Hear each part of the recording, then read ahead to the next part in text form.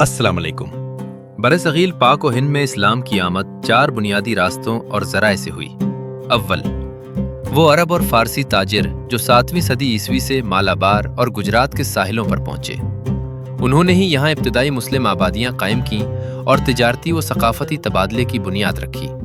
دوم، سیاسی فتوحات، جن میں 712 عیسوی میں سندھ پر محمد بن قاسم کا حملہ سب سے نمایاں ہے، اور اس کے بعد سلجوقی، غزنوی اور غوری سلاطین کی وہ لہریں جنہوں نے 12ویں صدی میں دہلی سلطنت کے قیام کی راہ ہموار کی۔